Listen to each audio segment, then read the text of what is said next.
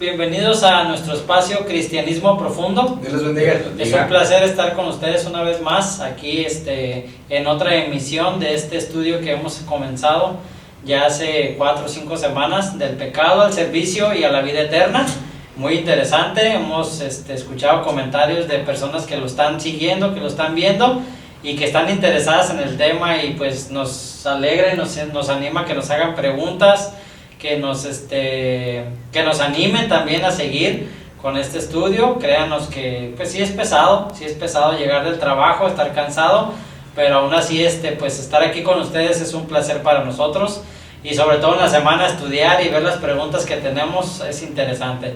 Así es que en esta tarde pues vamos a empezar con una oración. Vamos a pedirle al pastor Giovanni que nos dirija en una oración y nos metemos en esta lección. Amén. Vamos a orar. Señor, te damos gracias una vez más, Señor, por tu fidelidad en nuestras vidas. Gracias, Señor, por la increíble bendición, Señor, de poder reunirnos, de poder abrir tu palabra y de poder estudiarla, Señor. En el nombre de Jesús te pedimos, Padre, que nos ayude, Señor, a guardar en nuestro corazón los principios y conceptos, Señor, que vamos a estudiar en esta tarde. Te pedimos que bendigas también a cada uno de nuestros hermanos allá en casita, que seas tú abriendo su mente, su entendimiento, Señor, para de igual manera, Señor, guardar los tesoros que tú tienes en tu palabra. En el nombre de Jesús nos ponemos en tus manos y te damos la honra y la gloria, Señor. Amén. Amén. Amén, hermanos. Gloria al Señor. Nuestra lección de esta tarde comienza como una pregunta, hermanos. ¿Puedes pasar la prueba? ¿A qué nos referimos con eso? Bueno, hemos estado hablando, hermanos, del señorío de Cristo. Así es. Jesús es el Señor. Y como Señor requiere de nuestra obediencia. También estuvimos hablando, hermanos, de la diferencia entre la puerta ancha y el camino ancho, y la puerta angosta y el camino angosto. Entonces, cuando hablamos de la invitación del Señor de entrar por la puerta angosta, por el camino angosto, y hablamos mucho de lo que pasa en la vida de una persona cuando viene a Cristo. También hablamos, hermanos, de que si Jesucristo es nuestro Señor, debemos tener mucho cuidado con nuestras relaciones.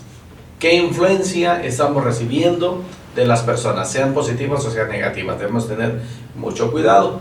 Entonces, por eso ahora estamos con esta pregunta: ¿puedes pasar la prueba? Es decir, podemos darnos cuenta, hermanos, de que somos cristianos y que nuestra vida ha sido verdaderamente transformada. Así es. Haremos una prueba en base a la palabra de Dios. Examinémonos. Exactamente. Entonces, en esta lección enfatizaremos la enseñanza bíblica de que como cristianos salvos por gracia, se espera que vivamos de una nueva manera en relación con Dios y en relación unos con otros. En su primera carta, el apóstol Juan describe cómo podemos evaluar la verdadera condición de nuestras vidas. También el engaño es una fuerza muy poderosa. El diablo es el maestro del engaño, de hecho. Muchas personas han caído bajo la influencia del engaño del enemigo, sin duda alguna. ¿Por qué? Porque muchos han hecho oraciones, han asistido a reuniones, estudios bíblicos, e incluso se han unido a alguna congregación, alguna iglesia. Pero tristemente, hermanos, sus vidas no han sido verdaderamente cambiadas en su manera de ser. Jesús no ha tenido el impacto en sus vidas de tal manera que sea visible a toda la gente que se le rodea. Entonces, por eso es que tiene este subtema esta lección: ¿puede pasar la prueba? En base a esto, vamos a dialogar esta tarde con nuestro formato que tenemos. Hacemos preguntas, vemos pasajes, y con pasajes de la Escritura respondemos a esa pregunta. Así es que, vamos, muchachos. Bueno, la primera pregunta dice: ¿cuál es el mensaje que Juan proclamó? Tenemos como referencia primera de Juan 1:5, que dice: este es el mensaje que hemos oído de él y os anunciamos, Dios es luz y no hay ningunas tinieblas en él. En la traducción al lenguaje actual dice: Jesucristo nos enseñó que Dios es luz y que donde Dios está no hay oscuridad. Este es el mensaje que ahora les anunciamos. Y creo que es muy claro entender que el mensaje que Juan proclamó y que muchos otros profetas y apóstoles en la Biblia proclamaron es que Jesús es la luz. Y obviamente Jesús es la luz del mundo, ¿no? Y entendiéndolo de esa manera, creo que la parábola, o más bien el mensaje que da Jesús como ejemplo, cuando dice que no se enciende una luz y se pone debajo de un cajón, sino que se pone en lo más alto para que alumbre. Esa es la realidad de Jesucristo, que Jesucristo es la luz y alumbra a todo el mundo. Pero algo que comentaba el pastor ahorita en la introducción es que la gente necesita tomar la decisión para entonces, como empieza este subtema, pasar la prueba, ¿no? Necesitamos tomar esa decisión de decir, bueno, sí, me gusta la luz, me gusta vivir iluminado, entonces acepto la luz que es Jesucristo, y entonces, pues para empezar a pasar la prueba, ¿no? Tal vez algún fenómeno que nos ayudaría a entender un poquito más esto es, por ejemplo, la luz que refleja la luna.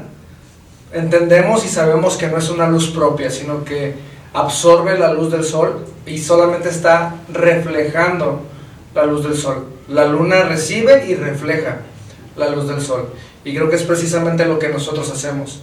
Nosotros, Dios es luz, y nosotros que le entregamos nuestra vida a Cristo, reflejamos esa luz. Necesitamos demostrar con nuestros frutos las cualidades y los atributos repetibles que ya en alguna ocasión estudiamos. Esa sería la manera en que nosotros reflejamos la luz, y en el cual estaríamos cumpliendo la palabra donde dice que nosotros somos la luz del mundo.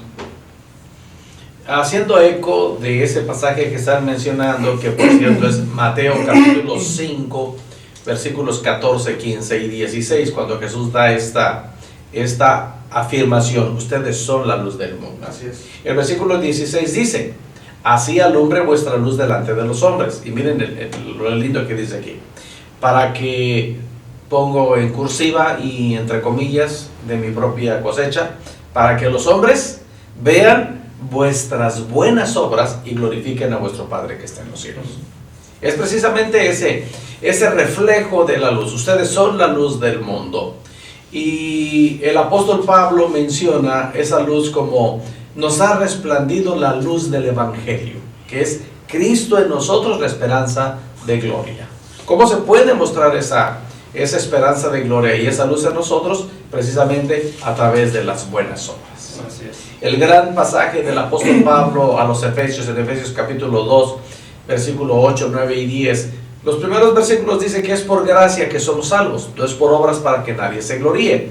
Pero el versículo 10 dice: porque somos hechura suya, creados en Cristo Jesús para buenas obras. Correcto. Entonces, podemos pasar la prueba. ¿Cuál es la prueba? Podemos verdaderamente demostrar con nuestros hechos, con nuestra manera de hablar, con nuestra manera de ser, con nuestro comportamiento, en casa y fuera de casa, en la iglesia y fuera de la iglesia, que realmente nuestra vida ha sido impactada por el poder del Evangelio, no temporalmente, no eventualmente, no de fines de semana, no. El cambio de Cristo en nuestras vidas es para la eternidad. Así es. Y ese es el mensaje que el apóstol Juan proclamó: Dios es luz y no hay ningunas tinieblas en él. Amén. Y aquí es donde vamos a continuar charlando esta tarde con este tema. Bueno, la siguiente pregunta que tenemos aquí es: ¿qué dice Juan acerca de aquellos que dicen tener una relación con Dios y sin embargo siguen andando en tinieblas? Bueno, y el pasaje lo podemos encontrar en Primera de Juan, capítulo 1, versículo 6, que dice: si decimos que tenemos comunión con Él y andamos en tinieblas, mentimos y no practicamos la verdad. Como bien explicaba el pastor, estamos hablando de alguna manera de que la manera en que podemos demostrar que hay luz en nuestra vida es a través de nuestras obras. Y alguien que permanece en cosas indebidas y en cosas que no agradan a Dios, pues sería de cuestionar el hecho de que le haya entregado su vida a Cristo. Pastor. Recomendamos, hermanos, la semana pasada que le dieran una leidita a las cartas de Juan, porque tiene mucho contenido. Y lo que estamos tratando de decir con el versículo 6 aquí, hermanos, tenemos que unirle el 7 definitivamente. ¿Por qué? El 6 dice que si decimos que tenemos comunión con Él, es decir, con Dios, y andamos en tinieblas, es decir, vivimos nuestra propia antigua manera de vivir, mentimos y no practicamos la verdad. ¿En qué sentido tenemos que practicar la verdad? Bueno, dice el versículo 7, pero si andamos en luz como Él está en luz, tenemos comunión unos con otros, y la sangre de Jesucristo su Hijo nos limpia de todo pecado. Así es. Entonces, ¿cómo nos damos cuenta, hermanos, que andamos en tinieblas y no andamos en luz y no practicamos la verdad? Bueno, como decíamos mucho la semana pasada, ¿cómo está nuestra relación con otros hermanos? Claro. Como hermanos. El apóstol Pablo a los Efesios explica mucho de que debemos quitar de nosotros celos, amarguras, iras, gritería, maledicencia y toda malicia. Es decir, que como cristianos ya no corresponde, precisamente por esta novedad de vida en la que andamos, por la gracia de Jesucristo, por el perdón de nuestros pecados, a través de la sangre de Cristo, ya no queda en nosotros guardar esa actitud que teníamos antes de venir a Cristo, de que si no me habla, no le hablo. Me la hizo, me la paga. Claro. Y tener una reacción contraria precisamente a lo que está hablando aquí. Entonces, ¿qué dice Juan acerca de aquel que dice que tiene relación con Dios, sin embargo sigue andando en tinieblas? Pues es mentiroso. Y como decía en la introducción, muchos han caído bajo la influencia del engaño, que es la obra del enemigo, porque es el padre del engaño. Muchos hacen oración, muchos asisten a estudios bíblicos, muchos son parte de una iglesia. Sin embargo, su manera de vivir no es diferente, porque siguen guardando esas cositas que no deben estar en su corazón, ya sea hacia un familiar, hacia un hermano en Cristo, hacia un vecino, hacia un compañero de trabajo. Es más, hermanos, hasta con la suegra tienen problemas. Caray. Bueno, nuestra actitud debe ser diferente. Ese es el consejo de las Escrituras. Volvemos a la pregunta: ¿pasará usted la prueba? ¿Pasaremos la prueba, muchachos? Pues, amén. Y tal vez alguna idea, pastor, con lo que pudiera abordar un poquito esta idea, es que hay mucha gente que piensa que el hecho de ser cristiano es simplemente de dejar de hacer cosas, de negarse cosas, pero no se trata solamente de dejar de hacer, sino que ahora, gracias a que somos capacitados con el Espíritu Santo, podemos hacer cosas que antes no podíamos. Exacto. Podemos demostrar en nuestra vida el fruto del Espíritu, y ese fruto del Espíritu se muestra en nuestra relación con los demás. Exactamente. Y todo lo tienen que anotar. Amados hermanos, a alguien que nos conoce de nuestro pasado, a alguien que nos ve en nuestro trabajo o en el vecindario, tienen que decir: algo ha pasado. Sí. Es una persona diferente. Y eso, hermanos, según el Señor Jesucristo en Mateo capítulo 4, lo que estaba diciendo hace un momento, glorifica a nuestro Padre que está en los cielos. Sí. Aleluya. Vamos adelante, pasemos la prueba. Y tenemos más para comentar aquí. La tercera pregunta dice: ¿qué dice la Biblia acerca de la gente que dice ser cristiana y no sigue los mandamientos de Dios? Encontramos ahí mismo en la primera carta de Juan, capítulo 2, versículos 3 y 4, dice: y en esto sabemos que nosotros le conocemos, si guardamos sus mandamientos. El que dice, yo le conozco, y no guarda sus mandamientos, el tal es mentiroso, y la verdad no está en él. Aquí un comentario que traen estos dos versículos dice: ¿cómo puedes estar seguro de que perteneces a Cristo? Este pasaje menciona dos modos de saberlo. Si usted hace lo que Cristo dice y vive como Cristo quiere, ¿y qué quiere Cristo que hagamos? Juan responde en el capítulo 3, versículo 23, que creamos en el nombre de su Hijo Jesucristo y nos amemos unos a otros. La fe cristiana verdadera se traduce en una conducta afectuosa. Esa es la razón por la que Juan dice que nuestra conducta nos otorga la seguridad de que pertenecemos a Cristo, y es como estábamos mencionando ahorita en la pregunta pasada, algo visible. De lo contrario, qué vergonzoso es que alguien se te acerque y te diga, oye, esa persona va a tu iglesia así. No, hombre, esa persona tiene ganada el infierno. ¿Por qué? Porque han visto modos de conducta que pues no pertenecen a un cristiano. Y pues a nosotros que nos hacen ese comentario nos queda simplemente agacharnos, ¿no? Y sentir vergüenza de que alguien se te acerque y te diga, oye, esa persona va a tu iglesia así. No, hombre, esa persona es, y te dicen muchas cosas, ¿no? Pero es algo visible, algo que se puede notar que ha sido transformada tu vida. Y algo que me gustaría mencionar es que definitivamente seguir los mandamientos de Dios no es cosa fácil, hermanos. Porque se contraponen el mundo, Satanás y aún nuestra propia carne, ¿no? Sí. Y es muy difícil seguir los mandamientos de Dios. Pero si estamos fortalecidos y realmente cimentados en Jesucristo, podemos vivir y seguir y guardar los mandamientos de Dios. Y algo que podemos aclarar en ese aspecto de lo que menciona el pastor Giovanni es que son los mandamientos que el Señor ordena. Porque cuando una persona que no conoce a Cristo, tú le dices que has cambiado, que has transformado tu vida, que has aceptado a Jesucristo, inmediatamente te empiezan a decir, es que en tu iglesia te prohíben. Y no es que la iglesia lo prohíba, es que la palabra de Dios ha transformado nuestra vida, y obviamente son los mandamientos de Jesucristo los que hacen que nuestra vida cambie. Y tenemos que puntualizar, hermanos, el siguiente versículo de lo que estamos leyendo. Es 1 de Juan capítulo 2, versículos 3 y 4. El 5 sigue diciendo, hermanos, pero el que guarda su palabra, que acá en la pregunta estamos hablando los mandamientos de Dios, en este verdaderamente, y otra vez vuelve el apóstol Juan, guiado por el Espíritu Santo, a poner el dedo en la llaga. El amor, en este verdaderamente, el amor de Dios se ha perfeccionado. Por esto sabemos que estamos en Él.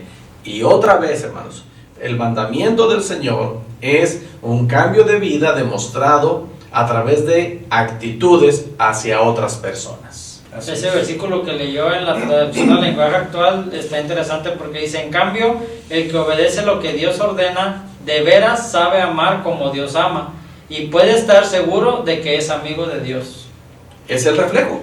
Exactamente, y me gusta esa versión, hermanos. No se asusten cuando leemos cosas como estas. Y está seguro de que puede ser amigo de Dios.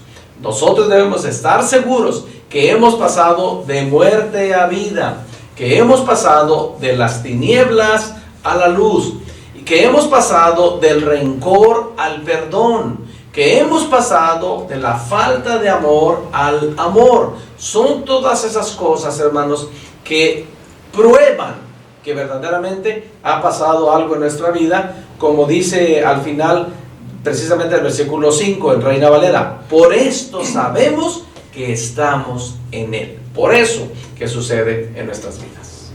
Así es. ¿Ok? Tenemos más aquí. Bueno, la siguiente pregunta, de la mano de la que acabamos de leer, dice, ¿qué nos ordena Dios?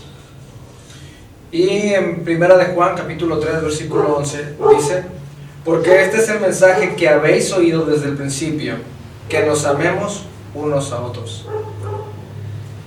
Es claro, creo que es demasiado claro este pasaje, hermanos, donde la manera en que demostramos que somos hijos de Dios es amando a los otros hijos de Dios, a nuestros hermanos en Cristo. Y hay otros pasajes que hablan también al respecto, donde por ejemplo dice que ¿cómo podemos decir que amamos a Dios al que no hemos visto si no amamos a nuestros hermanos que sí hemos visto, ¿no? Es la manera de demostrar que tenemos a Cristo en nuestro corazón, o que Cristo mora en nuestro corazón, es amando a nuestros hermanos en Cristo.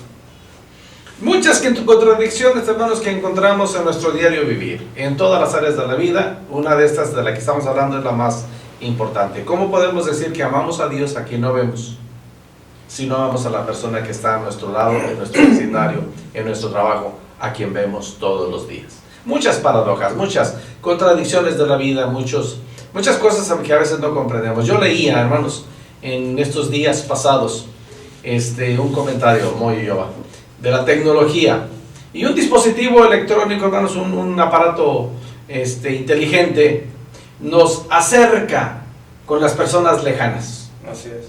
Podemos hacer llamadas telefónicas ahorita prácticamente a cualquier parte del mundo y estamos conectados con personas que no tenemos la posibilidad de verlos. Un aparato. De estar con ellos, porque verlos sí. De estar con ellos a través de ese dispositivo. Pero ese mismo aparato nos aleja del que está aquí cerquita. Es correcto. ¡Qué paradojas de la vida! Y así es, hermano, así es. Así es como Dios nos está haciendo. ¿Cómo puedes decir que amas a Dios a quien no ves si no amas al que está aquí a tu lado, ahí en tu misma casa, en tu vecindario, en tu trabajo, en la escuela, etcétera, etcétera, etcétera? ¿Qué nos ordena Dios? Pues eso, que nos amemos unos a otros. Y tenemos ahí Mateo 22. Sí. Mateo 22, versículos 34 al 40. Entonces los fariseos, oyendo que había hecho callar a los saduceos, se juntaron a una. Y uno de ellos, intérprete de la ley, preguntó por tentarle, diciendo: Maestro, ¿cuál es el gran mandamiento en la ley? Jesús le dijo: amarás al Señor tu Dios con todo tu corazón y con toda tu alma y con toda tu mente. Este es el primero y grande mandamiento. Y el segundo es semejante: amarás a tu prójimo como a ti mismo. De estos dos mandamientos depende toda la ley y los profetas. Ese es, hermanos, el gran mandamiento de la Escritura. Estos dos los ponemos en uno solo: es amar a Dios y amar a nuestro prójimo, como nos decimos que nos amamos a nosotros mismos. Estamos respondiendo a una pregunta que nosotros mismos estamos formulando aquí. ¿Qué nos ordena Dios? Eso es lo que dice su palabra. Y esto es tan importante, pastor, que aún Jesucristo en un pasaje nos enseña que en el juicio, pues, válgame la redundancia, se nos juzgará por lo que hicimos o no con los hermanos. Exactamente. Y que lo que hayamos hecho con nuestros hermanos es como si lo hubiéramos hecho por el mismo Cristo en su momento. Exactamente, así es. Entonces, lo único que se está requiriendo aquí es obediencia. ¿Ok? La siguiente pregunta dice: ¿qué dice Juan acerca de aquellos que dicen amar a Dios, pero aborrecen a su hermano? O sea que insistimos. Ajá. Bueno. Seguimos en la primera carta de Juan, Claro. capítulo 2, versículos 9 al 11, que dice: el que dice que está en la luz y aborrece a su hermano, está todavía en tinieblas. El que ama a su hermano permanece en la luz, y en él no hay tropiezo. Pero el que aborrece a su hermano está en tinieblas y anda en tinieblas, y no sabe a dónde va, porque las tinieblas le han cegado los ojos. Ahora, estos versículos de forma de pregunta: ¿eso significa que si a usted no le agrada a alguien, usted no es cristiano? Que si a usted no le agrada a alguien, o sea, si usted no ama a alguien o no le cae bien a alguien, ¿usted no es cristiano? Estos versículos no se ocupan de no aceptar a los cristianos desagradables. Siempre habrá personas que no nos agradarán tanto como otras, como dice el dicho, no somos moneditas de oro para caerle bien a todos, ¿no? Las palabras de Juan señalan la actitud que motiva a despreciar o marginar a otros, tratarlos como irritantes, competidores o enemigos. Afortunadamente, el amor cristiano no es un sentimiento, sino una elección. Podemos optar por interesarnos por el bienestar de las personas y preocuparnos por ellas con respeto, sintamos o no afecto por ellas. Si optamos por amar a otros, Dios nos ayudará a expresar nuestro amor. Y yo creo que un claro ejemplo de eso es en un trabajo, ¿no? Siempre que llega el chico nuevo y está la otra persona que tiene el mismo puesto que este chico, pues siempre empieza como que, no, pues me viene a quitar el puesto, ¿no? Y ahí empieza como que la rivalidad. Y ya después conoces a la persona y resulta que se hacen los mejores amigos de la empresa, ¿no? Del trabajo. Sí. Entonces, es lo que nos está diciendo estos versículos, ¿no? A veces catalogamos a las personas por cómo las vemos. Hablando en el ambiente cristiano: ay, mira ese músico, pues, es muy creído. y al final te lo topas en algún evento y tocas con él y resulta que pues es un amigazo, ¿no? Entonces, lo que dice Juan de estos versículos es cierto, ¿no? Decimos amar a Dios, pero aborrecemos a nuestro hermano, pues no hay síntomas ni señales de luz en nuestra vida, ¿no? Bueno, el versículo 8, ahora no voy al que sigue, sino al antes, dice el apóstol Juan: os escribo un mandamiento nuevo. Sin embargo, os escribo un mandamiento nuevo, que es verdadero en él y en vosotros. Y bien, hermanos, porque las tinieblas van pasando y la luz verdadera ya alumbra. Y es lo que comenzamos en esta lección y seguimos hablando de esto. La luz del Evangelio de Jesucristo desplaza las tinieblas con todo y sus actitudes y sus efectos tóxicos, negativos, dañinos, tanto para la familia como para la iglesia, para el cuerpo de Cristo. Entonces, ¿por qué podemos decir que amamos a otros? Pues por la luz del Evangelio que está en nosotros. Eso es la gran bendición que tenemos al decir que andamos en luz como Él está en luz. Gloria al Señor. Lo interesante de esto es que si no nos ha resplandecido la luz y no somos hijos de Dios, entonces... No te adelantes. No te adelantes.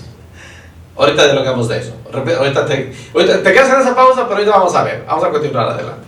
En esta siguiente respuesta, mira. Bueno, la siguiente pregunta dice: ¿cómo podemos conocer la diferencia entre los hijos de Dios y los hijos del diablo? Ahí está. ¿Cómo? Ok. Y primera de Juan, capítulo 3, versículos del 7 al 10, dice: hijitos, nadie os engañe. El que hace justicia es justo, como Él es justo. El que practica el pecado es del diablo, porque el diablo peca desde el principio. Para esto apareció el Hijo de Dios, para deshacer las obras del diablo. Todo aquel que es nacido de Dios no practica el pecado, porque la simiente de Dios permanece en él, y no puede pecar, porque es nacido de Dios. En esto se manifiestan los hijos de Dios y los hijos del diablo. Todo aquel que no hace justicia y que no ama a su hermano, no es de Dios. En consecuencia, ahí está. Son hijos del diablo. Son hijos del diablo. Búscate otra versión del versículo 10, porque es algo así como: en esto se dan a conocer los que son hijos de Dios y los que son hijos del diablo. El que no hace justicia y que no ama a su hermano, no es de Dios. Así es. La pregunta es aquí: entonces, ¿de quién es? Sí. Ahí está. La traducción al lenguaje actual: podemos saber quién es hijo de Dios y quién es hijo del diablo. Los hijos del diablo son los que no quieren hacer lo bueno ni se aman unos a otros. Ahí está. Y no practican la verdad, no practican los mandamientos del Señor. Vimos en alguna de nuestras preguntas aquí qué nos manda Dios. Sí. Y es precisamente eso: amar a otros. Y hermanos, por el amor de Dios, no nos engañemos. No nos engañemos. Esto es visible, es notorio. No podemos decir: Dios sabe que lo amo, Dios sabe que lo perdono, Dios sabe que no tengo nada en mi corazón. Pero cuando tiene la oportunidad de mostrar el amor de Dios, no lo practica. Sí. Por eso digo yo, no nos engañemos, ¿no?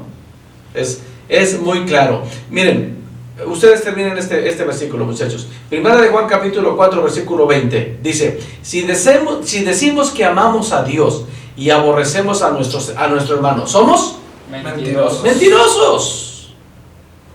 Y repito otra vez, hermanos, usted no puede decir: Dios sabe, yo muy adentro de mi corazón yo lo amo y lo perdono. Pero hermanos, a veces es tan adentro esa declaración que no se deja salir nadita. Sí. Entonces tenemos que demostrar, hermanos, con hechos, pasar la prueba de que realmente ha habido un cambio en nuestra manera de vivir, nuestra manera de ser, nuestra manera de hablar, etcétera, etcétera, etcétera. Esto nos puede parecer duro, hermanos. Si aceptamos la verdad, somos cambiados. La muerte de Jesús en la cruz pagó el precio por nuestros pecados. Su resurrección rompió el poder del pecado y de la muerte. A la luz del poder de la cruz y la resurrección, ¿Por qué querríamos aceptar un evangelio que no transforma nuestras vidas y nos libra del pecado? ¿Por qué queremos aceptar algo que no está trayendo ningún cambio en nuestra manera de vivir? Estábamos leyendo 1 de Juan 3, 7, 8, 9 y 10. Y el versículo 8, hermanos, es bien interesante. Dice el 8, el que practica el pecado es del diablo, porque el diablo peca desde el principio. Y miren, hermanos, pongan mucha atención a esto. Para esto apareció el Hijo de Dios, para deshacer las obras del diablo. Pero tal parece, hermanos, que muchas personas que han hecho oración, que están en un estudio bíblico, que están en un templo, en una iglesia, en una congregación, como que de repente quieren darle una resucitadita a lo que el Señor vino a destruir. Así es. ¿En qué lo vemos? Pues en acciones, en actitudes, en palabras. Amados hermanos, que el Señor tenga misericordia de nosotros. La pregunta es, ¿pasaremos la prueba? Algo mayor. Pues nada más volver a repetir, hermanos, que definitivamente el vivir como cristianos y como hijo de Dios, como decía al principio, no es fácil, y es por eso que tenemos que vivir en dependencia del Espíritu Santo, en dependencia de Dios, para poder reflejar la luz de Dios en nuestra vida. Algo más, amor. Nada más hacer énfasis en que este punto aquí donde llegamos es un parteaguas. Si usted no ha tenido la oportunidad, o si ha perdido la oportunidad o la ha dejado pasar de abrir su corazón a Jesucristo, hágalo. No es demasiado tarde. Aproveche la oportunidad ahí en su rincón, en su casa, en su cuarto. Enciérrese, arrodíllese, arrepiéntase y pídale perdón al Señor. Y Él va a venir a su corazón y va a traer cambios a su vida, porque vamos a entrar a ese tema próximamente. Sí, si Dios nos presta la vida, la próxima semana cambiamos a otro tema principal y vamos a hablar del arrepentimiento y de el cambio de vida. Así es, ¿verdad? Porque debe ser notorio en nuestro diario vivir. Esperamos, amados hermanos, que haya aprendido algo en esta lección y que pueda usted tomar la decisión de aplicarlo a su diario vivir. Aleluya. Vamos a orar. Amado Padre y Dios nuestro, qué contentos estamos, Señor, de recibir tu palabra, de dialogar en torno a tu palabra. Y como bien expresábamos en esta lección, no es un asunto fácil, pero es necesario, porque no depende de nosotros, sino de la obra de Cristo en nuestras vidas y en nuestros corazones. Ayúdanos, Señor, para ser hacedores de tu palabra, más allá de simplemente oidores. Ayúdanos a mostrar en nuestro diario vivir que algo ha sucedido en nuestra vida para honra y gloria de tu nombre, y que la gente que nos ve, la gente que nos conoce, la gente que nos rodea pueda decir, incluso con admiración, algo ha pasado en la vida de esta persona, y nosotros podemos dar testimonio y decir, Cristo tiene poder para cambiar vidas.